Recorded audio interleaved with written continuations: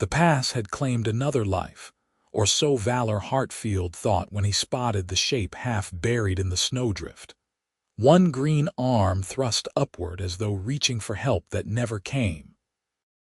He had been checking his trapline along the upper ridge when the wind shifted, and he caught sight of her, tucked against the windward side of a boulder where the snow had piled deep during the night's storm. Valor quickened his pace, his snowshoes crunching across the frozen crust, though he held little hope. The storm had raged for 12 hours straight. Anyone caught out in it would have frozen solid by now. When he reached her and brushed the snow from her face, he found green skin gone pale with cold, small tusks just visible beneath lips turned blue, and pointed ears half buried in dark hair crusted with ice. An orc woman.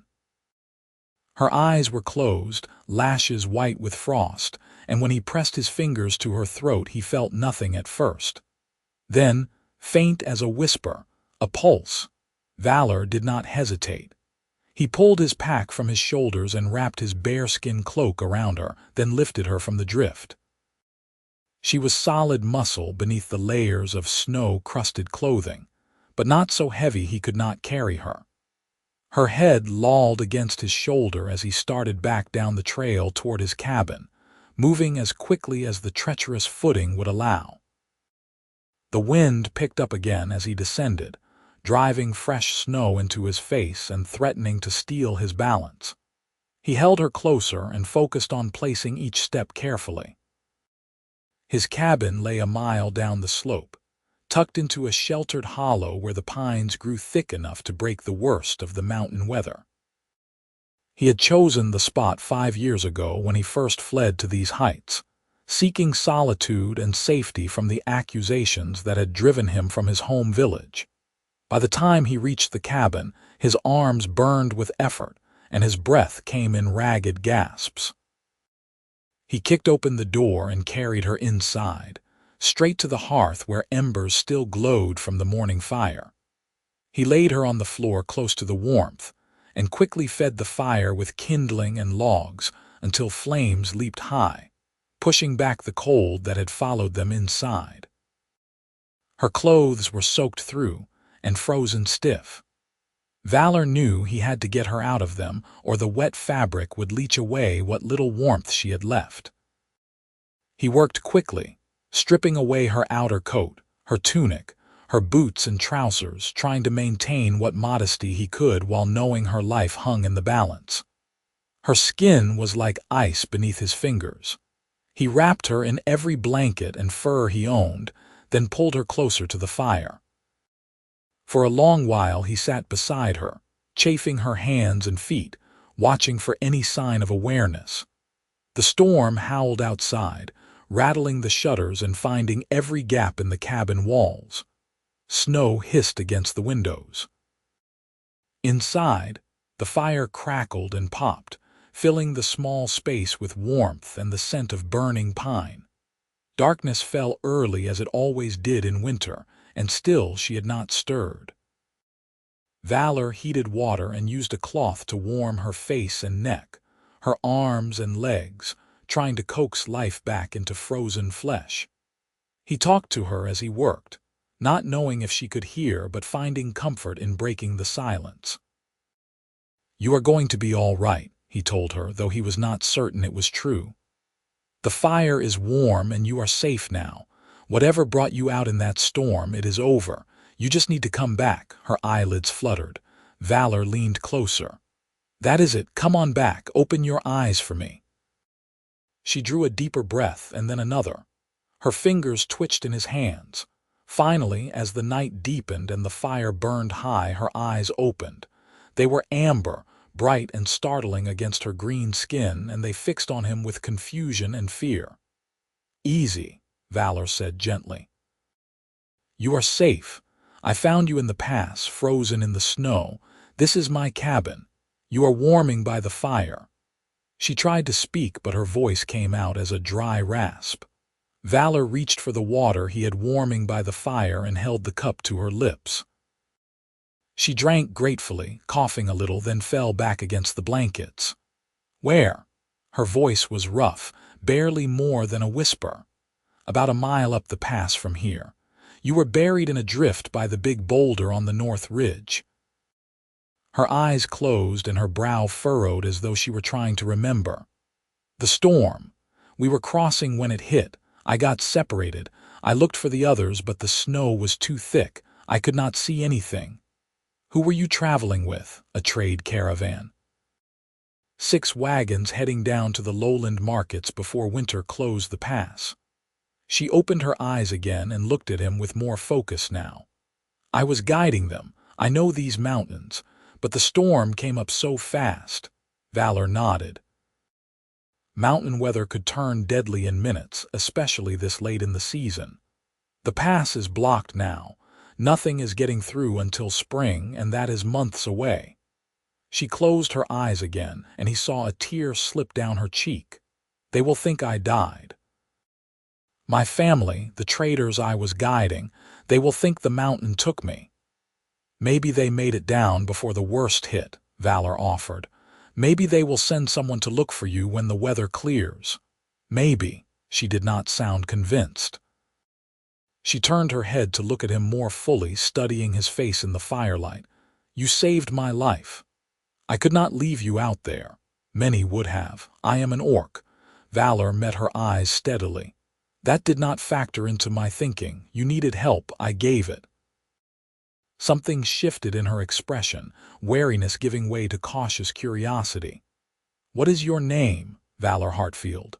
I am Lyra Kane. She tried to push herself up on one elbow but winced and fell back. Everything hurts. Frostbite will do that, your fingers and toes especially. Can you feel them? She flexed her hands experimentally, then her feet beneath the blankets. Yes, it burns. Good. That means the damage is not too severe. He rose and fetched more warm water and clean cloths. I need to check them properly, make sure there is no tissue death. She nodded and he uncovered her feet, examining each toe carefully in the firelight. Her skin was still pale but warming, and when he pressed gently, she pulled away from the tenderness. He checked her fingers next and then her ears, which had taken the worst of it. The tips were white and waxy, and he knew from experience they would blister and possibly lose some tissue, but she would keep them. You will heal, he told her. You are going to be in pain for a few days while the frostbite runs its course, but you will recover. How long was I out there? I found you mid-morning. The storm had been going since dusk the night before, so probably 12 hours, maybe more, she shuddered. I should be dead. But you are not, because of you.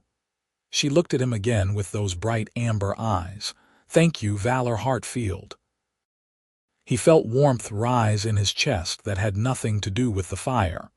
Get some rest. You need to let your body recover. She was already drifting, exhaustion pulling her back toward sleep. He settled beside the fire to keep watch through the night, feeding the flames and checking on her periodically. The storm continued outside, and he knew they were well and truly trapped now. The pass would be impassable for weeks, possibly months. He had supplies enough for 1 through the winter, but 2 would stretch things thin. Still, as he watched her sleep, her breathing steady and strong, he found he did not mind. It had been 5 years since he had spoken to another person for more than the brief transactions required to trade his furs and buy supplies in the scattered settlements at the mountain's base. 5 years since he had sat at a table with friends, shared a joke, felt the warmth of human connection. He had chosen this isolation, or at least accepted it as the price of his innocence. The village where he had lived all his life had turned against him when old Marcus Thorne's storehouse burned, and someone claimed they had seen Valor near it that night. Never mind that he had been miles away checking the mill wheel. Never mind that he had no reason to wish Marcus harm. The accusation alone had been enough to poison the well. People he had known since childhood looked at him with suspicion. His few friends grew distant. The magistrate, Marcus's cousin, made it clear Valor was not welcome to stay.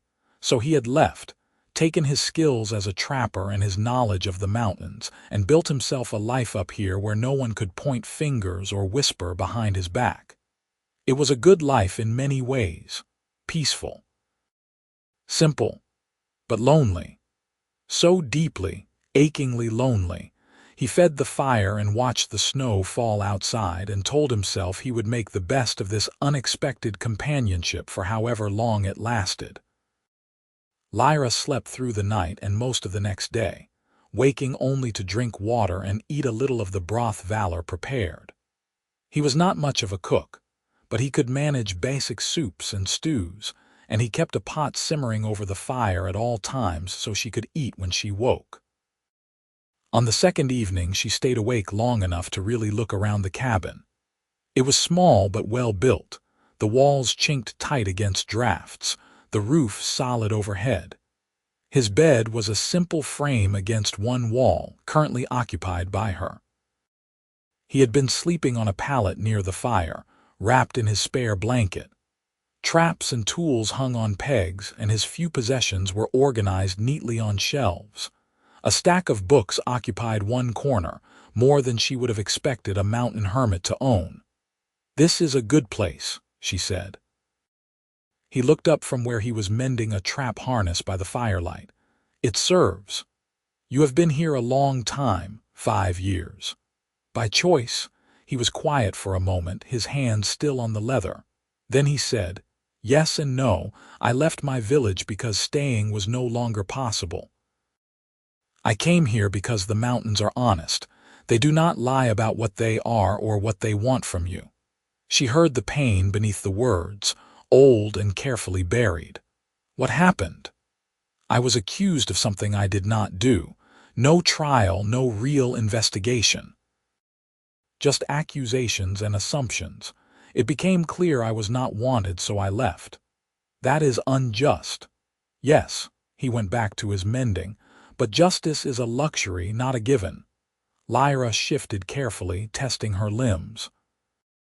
The burning sensation had faded to a dull ache, and she could feel her fingers and toes properly now. Her ears throbbed, but less than before. The world should be better than that. Should be and is are two different things. She studied him in the firelight. He was perhaps 30, with a strong jaw and kind eyes, his hair the color of honey and his build solid from years of physical work. There was a gentleness to him that surprised her, a warmth in how he spoke and moved. She had expected a hermit to be rough, perhaps even hostile to an unexpected visitor. Instead, he had saved her life and cared for her with remarkable tenderness. "You miss it?" she asked. "Your village, your old life?" "Sometimes. I miss the mill where I worked. I miss the harvest festivals and the winter gatherings. I miss my parents, though they died before all this happened." He set down the harness and looked into the fire. "Mostly, I miss feeling like I belonged somewhere, like I was part of something larger than just myself." "You could go back," she said softly, "prove your innocence." "How? It has been 5 years. Any evidence is long gone. My word against the accusations, and we know how that turned out the first time. Still, you should not have to live in exile for something you did not do." He smiled, but it was tinged with sadness. "I appreciate the thought, but some things cannot be fixed." They fell into silence, the fire crackling between them. Outside, the storm had finally broken, leaving the world buried in fresh snow and the sky clear and black, scattered with more stars than Lyra had ever seen in her life. Over the following days she grew stronger. She could sit up without dizziness, then stand, then walk slowly around the cabin. Her frostbite blisters rose and burst and began to heal.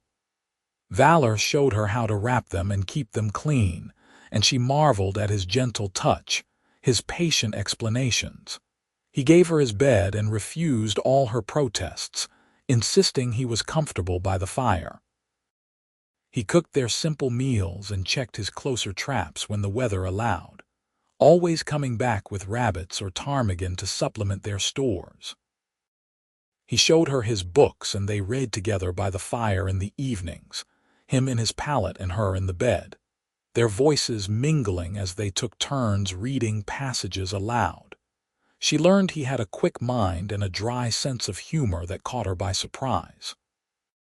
He learned she had grown up in the high mountain settlements, where orcs and a few hardy humans lived in relative peace, learning the trade routes and the mountain ways from her father, who had been a guide before her. She had 2 younger brothers who worked the routes with her, and a mother who worried endlessly every time they ventured into the high passes. "They will be grieving now," Lyra said one evening, her voice small, "thinking I am dead. When the pass opens, we will get word to them," Valor promised. "We will find a way. That could be months. Then we will make the best of the months we have."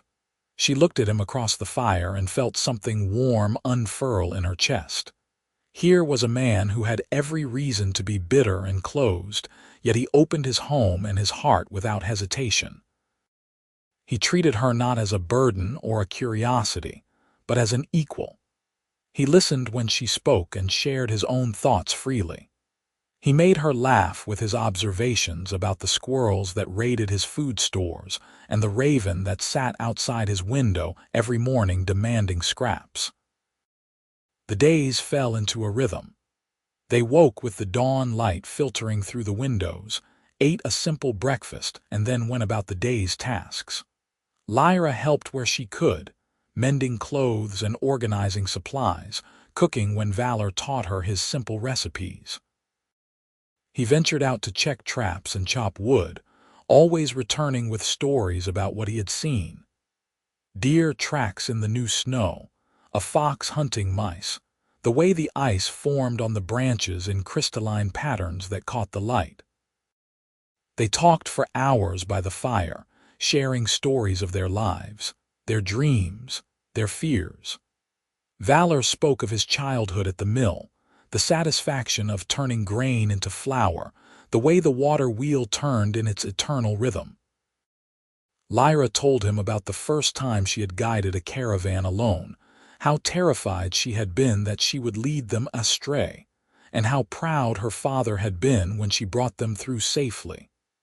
"You will guide again," Valor told her. "When spring comes and the pass opens, you will be there to lead travelers safely through. Perhaps." She poked at the fire with a stick, sending sparks spiraling upward. "Though I admit a part of me is in no hurry for spring." He glanced at her. "Why is that?" She met his eyes. "Because when spring comes, this ends. We go back to our separate lives, you to your trapping, me to my guiding. Would that be so bad? No, but I would miss this, miss you." The words hung between them, honest and vulnerable. Valor set down the snare he was working on and looked at her fully.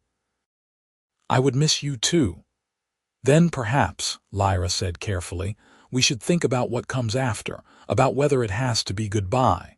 "What are you saying?" "I am saying that maybe there is a way forward that does not require us to part. Maybe we can figure something out together." Valor's expression softened, hope and fear warring in his eyes. "I have not let myself think about a future beyond these mountains. It seemed safer not to." "Is safety all you want?" He was quiet for a long moment. Then he said, "No, I want to belong somewhere again. To be part of the world instead of hiding from it. But I do not know how to do that." Lyra leaned forward. "What if I told you that I might know a way? That my work connects me to people all across these mountains, traders and travelers and officials who might listen if I spoke on your behalf?" "You would do that, if you wanted me to, if you were willing to try." He looked at her with wonder, as though she had offered him something precious beyond measure. "Why would you go to such effort for me?" "Because you saved my life. Because you have been kind to me every day since. Because I think you deserve better than exile for a crime you did not commit." She paused, then added quietly, "And because I care about you." The admission settled over them like new snow, soft and transformative. Valor reached out and took her hand, his fingers warm and strong around hers. "I care about you too, more than I can say." They sat like that, hands clasped, the fire warm before them and the night cold beyond the walls. Outside, an owl called, its voice carrying across the frozen peaks.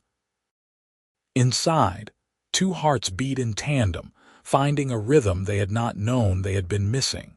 The weeks passed and winter deepened its hold on the mountains. Snow fell and melted and fell again.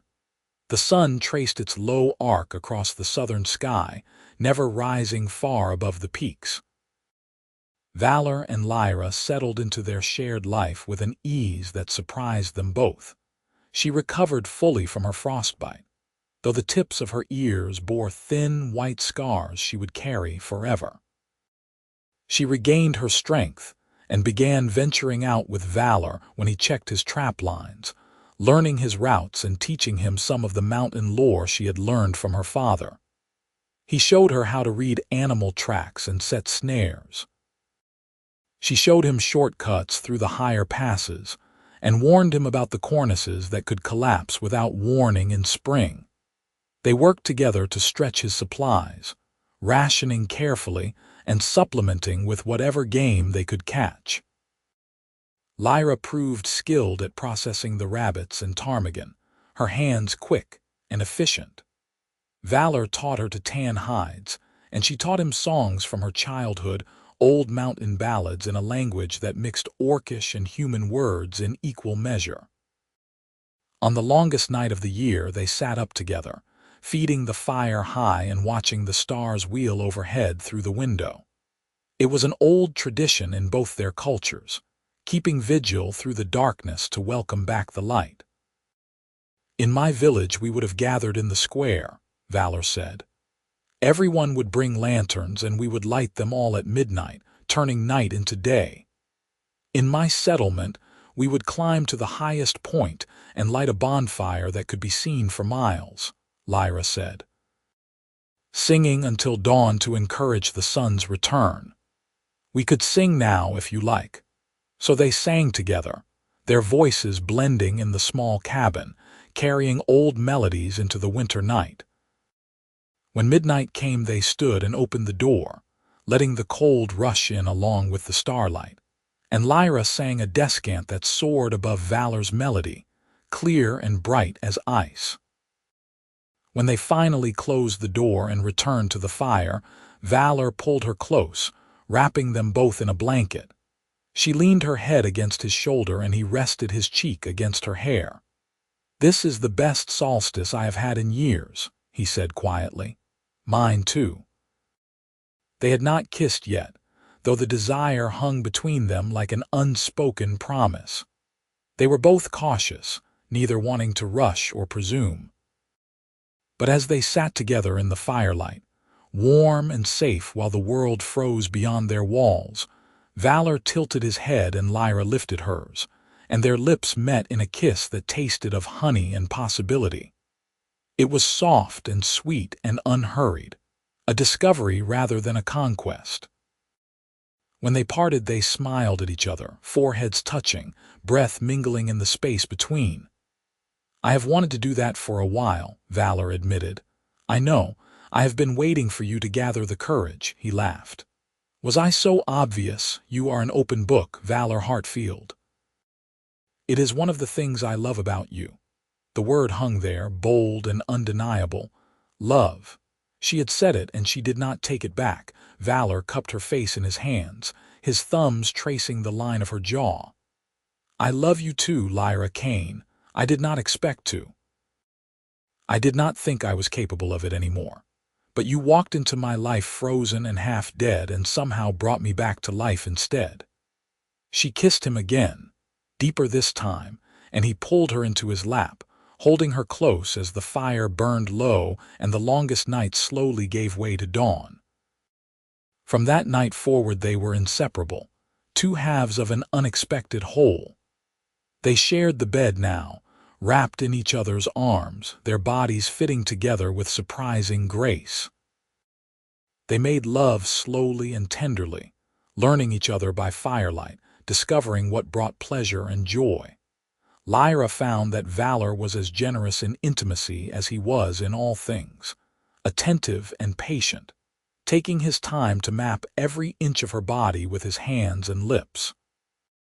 He made her feel cherished in a way she had never experienced, as though she were something rare and precious. Valor found that Lyra was fierce and tender in equal measure, bold in her desires yet achingly gentle when he needed gentleness.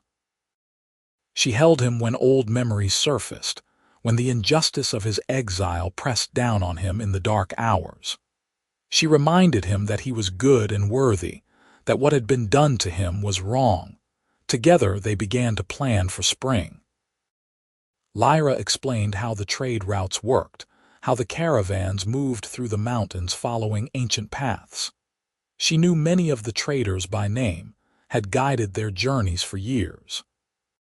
Some of them were influential men, people who had connections to magistrates and guild officials in the lowland towns. If I can get them to listen, to look into what really happened, they might be able to clear your name, she said one evening as they pored over a rough map she had sketched.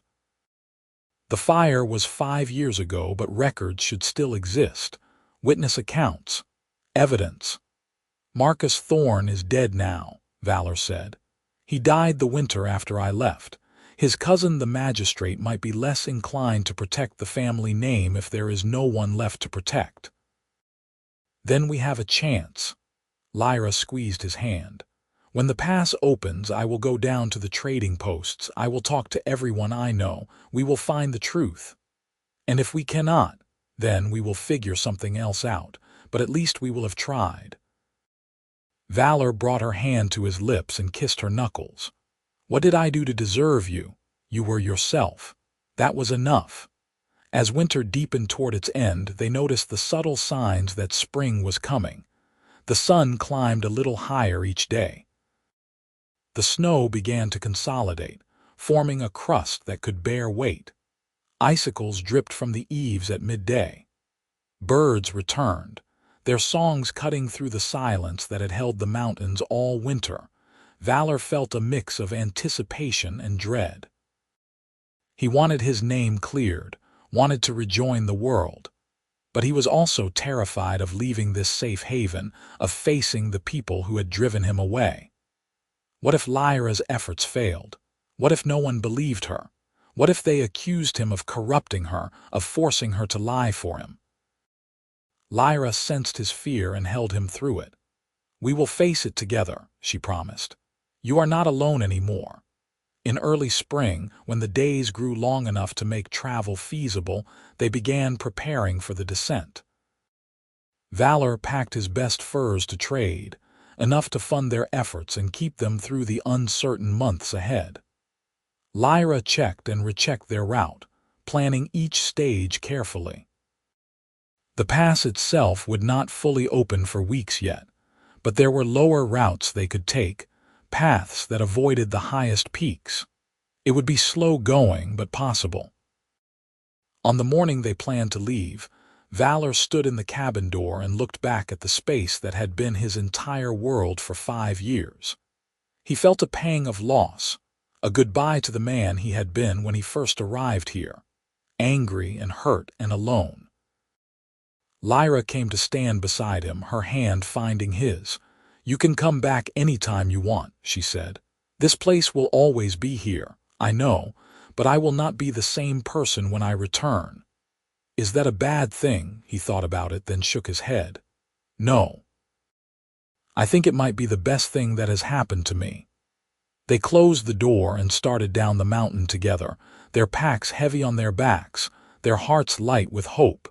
The descent took 3 days. They moved carefully over snow and ice, camping in sheltered spots each night. The weather held, giving them clear skies and mild temperatures. They saw the first green shoots emerging in the lower elevations, tiny harbingers of the life returning to the mountains. On the 3rd day they reached the first trading post, a rough collection of buildings perched at the junction of 3 valleys. Smoke rose from chimneys, and they could hear voices, the lowing of oxen, the clang of a blacksmith's hammer. Lyra straightened her shoulders. This is where I guide most of my caravans through. Many of the traders I know stop here to resupply. With luck, someone I trust will be here now. They walked into the settlement together and heads turned. Valor felt the old fear rise in his chest, but Lyra's hand in his was steady and strong. A broad man with a gray beard emerged from one of the buildings, and his face lit up when he saw Lyra. "By all the saints, Lyra Kane, we thought you were dead. Not dead, just delayed." She grinned and embraced him. "Hello, Marcus. Your mother has been beside herself. She sent word to every settlement asking for news." He held her at arm's length, looking her over. "You look well for someone who survived winter in the high peaks." "I had help," she gestured to Valor. "This is Valor Hartfield. He saved my life when I was separated from the caravan in that storm." Marcus turned to Valor and extended his hand. "Then I owe you a debt, friend. Lyra is one of the best guides in these mountains. We cannot afford to lose her." Valor shook his hand, feeling some of the tension ease from his shoulders. "She is quite capable of taking care of herself. I just provided a warm fire." "He is being modest," Lyra said. "I was half frozen and he brought me back, cared for me through the worst of winter. I would be dead without him." Marcus clapped Valor on the shoulder. "Well then, you have earned a meal and a place to sleep at my table. Come, both of you. Let us get you settled and you can tell me everything." They followed him to a sturdy building that served as both his home and a storehouse. Inside, his wife made a fuss over Lyra and welcomed Valor with the easy hospitality of someone accustomed to hosting travelers. Over a meal of stew and fresh bread, Lyra told the story of the storm, her separation from the caravan, and how Valor had found her. She spoke warmly of his care and their winter together, though she carefully omitted the romantic aspects of their relationship. That was their business, not yet ready for public discussion. When the meal was finished and Marcus's wife had cleared the dishes, Lyra leaned forward. "Marcus, I need your help with something important." He raised an eyebrow. "Name it." Valor was accused of a crime he did not commit 5 years ago in his home village. He has been living as a hermit in the high mountains ever since. "I want to help clear his name, but I need people willing to listen and investigate." Marcus looked at Valor with new interest. "What were you accused of?" "Burning a storehouse," Valor said quietly. "A man named Marcus Thorne owned it. Someone said they saw me near it the night of the fire, but I was not there. I had no reason to harm him, but the accusation was enough." "Which village?" "Milford, in the valley below the Western Pass." Marcus nodded slowly. "I know Milford. I trade there sometimes. Old Marcus died a few years back, if I recall. His cousin was the magistrate. Yes, he made it clear I was not welcome to stay. Who is magistrate now, I do not know." "I have not been back." Marcus rubbed his beard thoughtfully. "Here is what I can do. I have business in that direction in the next few weeks. I will ask around, see what I can learn about the fire and who might have really been responsible. If there is evidence to be found, I will find it." Lyra reached across the table and gripped his hand. "Thank you, Marcus. This means everything." "You saved my youngest son from a rockslide 3 years ago," Marcus said gruffly. "I have not forgotten. If I can help your man clear his name, I will." Over the following weeks, word spread through the trading community that Lyra Kane had survived the winter, and that she was vouching for a man named Valor Hartfield. Traders who knew her, who trusted her judgment, began asking questions. They visited Milford and spoke to people who had been there the night of the fire. They examined records and compared accounts. Valor and Lyra waited at the trading post, where Marcus had offered them lodging while the investigation proceeded. It was nerve-wracking. not knowing what would be discovered, but they faced it together. During those weeks, they also traveled to the nearest settlement where Lyra's family lived, bringing them the joyous news that she was alive. Her mother wept and held her for a long time, and her brothers pounded her shoulders in rough affection. They eyed Valor with suspicion at first, but when they saw how Lyra looked at him, how she stood close and reached for his hand, they accepted him into their circle. "She loves you," her younger brother said bluntly, pulling Valor aside one evening. "That is obvious, so I will tell you this once: if you hurt her, you will answer to me and our whole family." "I have no intention of hurting her," Valor replied steadily. "She saved me as much as I saved her." The brother studied him for a moment, then nodded. "Good. See that you remember that." Finally, after 6 weeks of investigation, Marcus returned to the trading post with news. He called Valor and Lyra to his private office and closed the door. "I have been thorough," he said without preamble. "I have spoken to everyone who was in Milford the night of the fire. I have examined the remains of the storehouse and the records of grain transactions, and I have found your arsonist." Valor's heart pounded. "Who?" "A man named Silas Reed. He was apprenticed to Marcus Thorne and owed him money he could not repay. He burned the storehouse to destroy the records of his debt. He panicked when the fire got out of control and blamed you to deflect suspicion." "How do you know this?" "Because his wife finally broke. She has been carrying the guilt for 5 years, watching you take the blame while her husband went free. When I started asking questions, she came forward. She told me everything. Silas has confessed." Valor felt his knees weaken. Lyra gripped his arm, holding him steady. "So he is cleared?" she asked. "Completely. The new magistrate has issued a formal pardon and an apology. Silas Reed will face justice, and Valor Hartfield is a free man, welcome to return to Milford or go anywhere he chooses." Valor sank into a chair, his head in his hands. 5 years.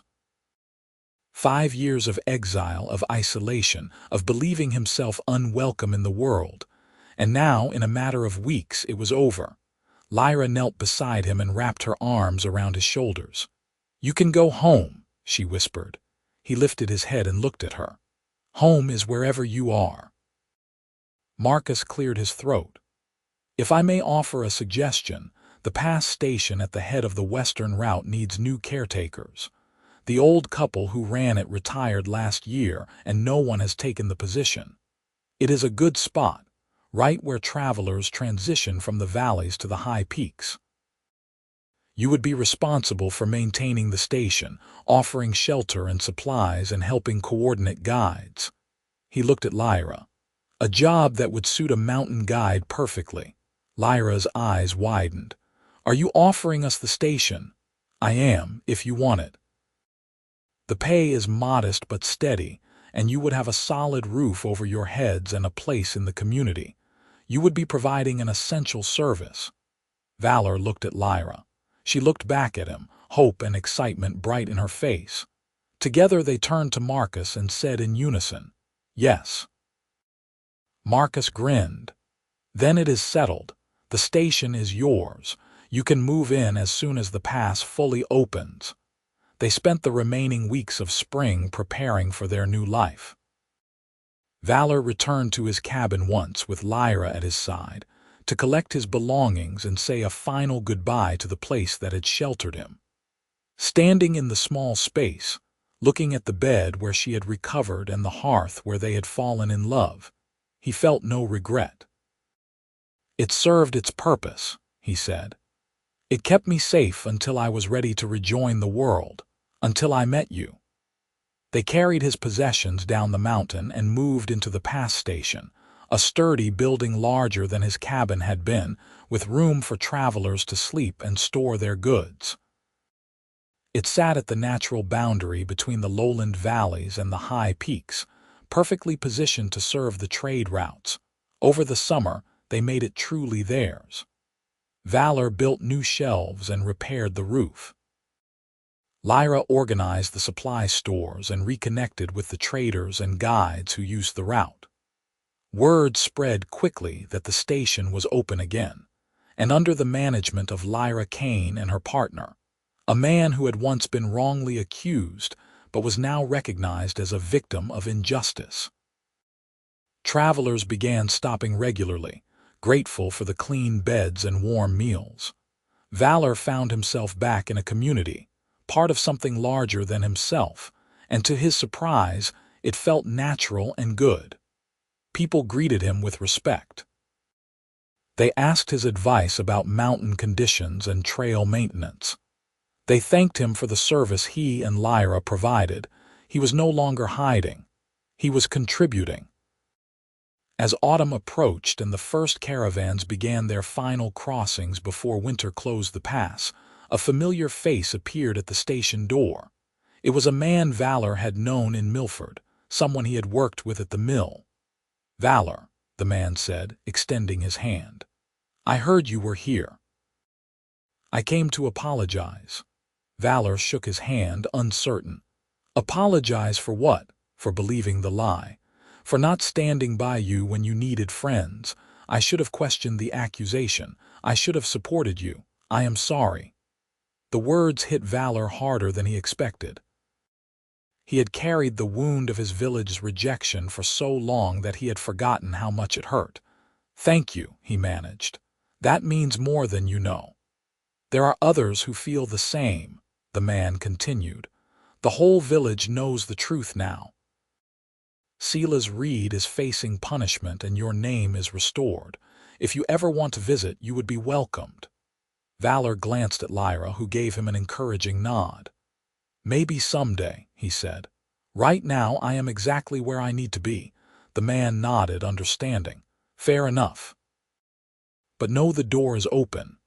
After he left, Lyra came to stand beside Valor, slipping her hand into his. "How do you feel, lighter?" he said honestly. "Like I have been carrying a weight for so long I forgot it was there, and now it is finally gone." "Good." She kissed his cheek. "You deserve to feel light." That evening, as they sat together watching the sun set over the peaks, Valor turned to Lyra. "I have been thinking," he said. "About what?" "About the future, about us." She looked at him, her expression open and curious. "What about us?" He took her hand, his thumb tracing circles on her palm. "We have built something good here. A home, a life, a purpose. I want to make it official. I want to marry you if you will have me." Her breath caught. For a moment she simply stared at him, her amber eyes wide. Then a smile broke across her face, radiant as the dawn. "Yes," she said. "Yes, I will marry you, Valor Hartfield."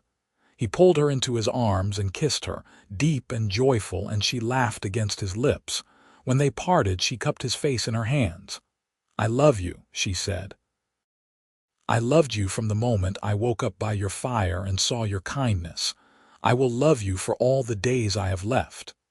"And I love you," he replied. "You brought me back to life. You gave me a future when I thought I had none. I will spend every day earning the gift you have given me." They married in the early autumn, in a ceremony held at the pass station with the mountains standing witness. Lyra's family came, along with traders and guides who had become friends. Marcus stood as witness for Valor, and Lyra's mother wept happy tears throughout the entire ceremony. The magistrate from the nearest settlement officiated, speaking words about partnership and commitment, about two lives becoming one. When he pronounced them married, Valor kissed his wife and the gathered crowd cheered. They celebrated with a feast that lasted into the night, everyone contributing food and drink, sharing stories and laughter. Dancing broke out as someone produced a fiddle and someone else a drum, and Valor and Lyra danced together under the stars, spinning and laughing, perfectly matched. When the last guests had departed and they finally had the station to themselves, they stood together on the porch, looking out at the sleeping mountains. "We did it," Lyra said softly. "Built a life together. We did." Valor wrapped his arm around her waist, pulling her close. And this is just the beginning. She leaned her head against his shoulder, content. I cannot wait to see what comes next. Winter arrived and the pass closed again, but this time Valor faced it with joy instead of loneliness. He and Lyra spent the cold months together, maintaining the station and preparing for the spring trade season. They talked about the future, about the life they wanted to build. One evening in deep winter, as they sat by the fire, Lyra said, "I think I am pregnant." Valor nearly dropped the carving he was working on. "Truly," she nodded, her hand resting on her stomach. "Truly. I am not completely certain yet, but all the signs are there." He crossed to her and knelt beside her chair, his hand covering hers. "A child. Are you happy about it?" Happy does not even begin to cover it. He looked up at her, his eyes shining. "We are going to be parents." She smiled and leaned down to kiss him. "Yes, we are." The pregnancy progressed smoothly through the winter and into spring. As the pass began to open and travelers returned, everyone who stopped at the station remarked on Lyra's growing belly and offered congratulations. She continued her work as long as she could, guiding caravans through the easier sections, though she ceded the most difficult routes to her brothers and other guides. Valor hovered, protective and concerned, until she finally laughed and told him she was not made of glass. "Orc women are strong," she said. "I will let you know if I need to rest."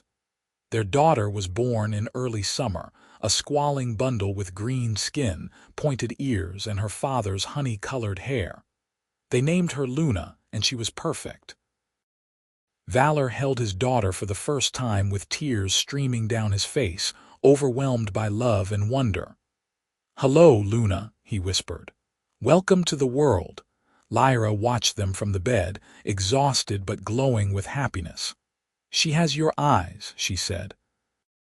"And your strength," Valor replied, marveling at the grip of tiny fingers around his thumb.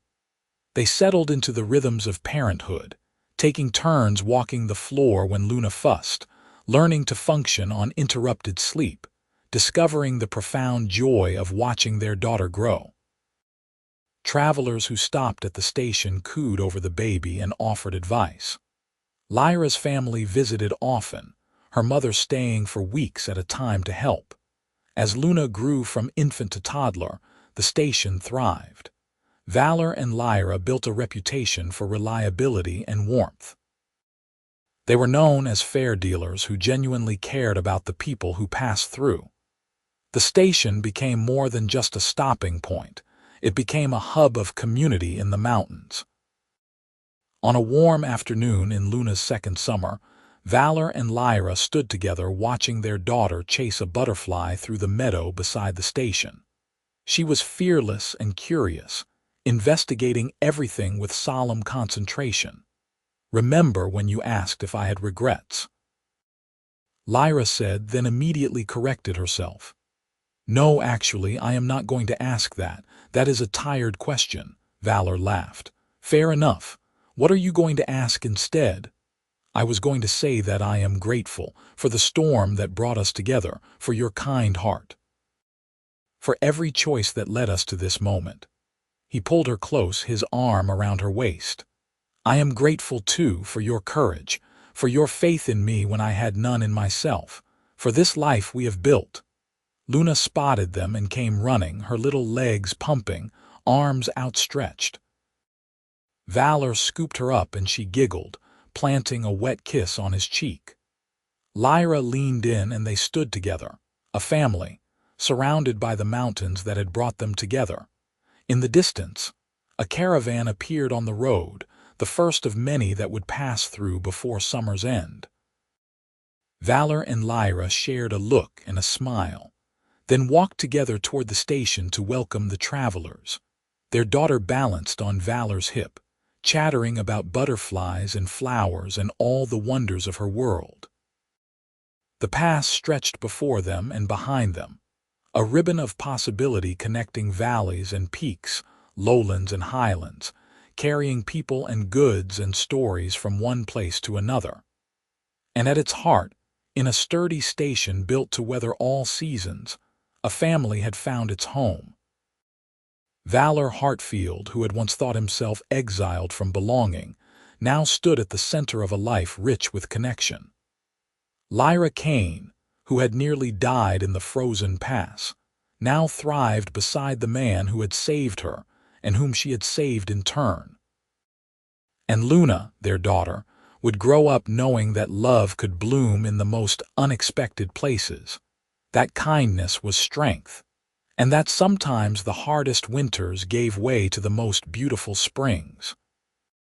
As evening fell and the caravan settled in for the night, filling the station with voices and laughter, Valor stood at the window looking out at the mountains. Lyra came to join him, her hand finding his, their fingers interlacing with the ease of long practice. "What are you thinking?" she asked. "That I would not change a single thing," he said. "Not the accusation, not the exile, not even the loneliness, because it all led here, to you, to this." She squeezed his hand. "I love you, Valor Hartfield. And I love you, Lyra Hartfield." They stood together as the stars began to emerge, the same stars that had wheeled overhead on that first long night when he had found her frozen and brought her back to life. The fire had thawed her body, but their hearts had thawed together, slowly and surely, until they fit together as perfectly as two halves of a whole. Outside, the mountains stood eternal and unchanging. Inside, a family settled in for the night, wrapped in warmth and love and the knowledge that they had found their place in the world. And that was more than enough. It was everything.